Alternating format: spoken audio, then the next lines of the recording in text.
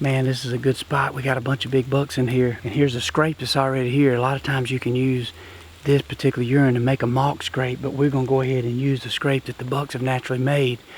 We're gonna go ahead and prove that it works. This Code Blue, this buck urine, it comes specifically out of bugs. As a matter of fact, every one of these bottles of Code Blue is numbered.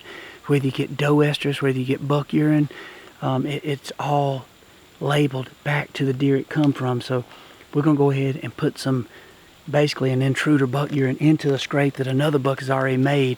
We're gonna put a camera out just to kind of document what happens. This is a lot funner than ghost hunters because it'll give you an idea of what we got coming in here.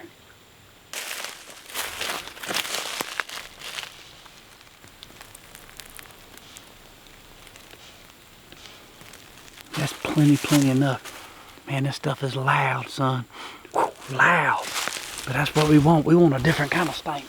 Typically what you'll find is not only will you get one buck, you'll typically get several bucks in the area, both big, mature, and even small bucks. And so it becomes a social hub. There's already rubs and scrapes. And a lot of times it's best to use the buck urine early season like this when they're getting their kind of, for lack of better words, their pecking order down.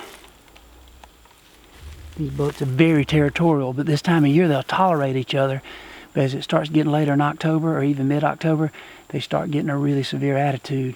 And they're not buddies anymore because they know that these does are about to come in heat. These bucks are not like humans. They don't just stay loyal to one doe. Their goal is to breed every doe in Georgia, Alabama, Mississippi, all the way to Kentucky if they could. Obviously they don't get that opportunity, and they will fight, they will die for that right. So we're gonna throw this out here and just make it appear like a mall stud come by and peed in this buck scrape.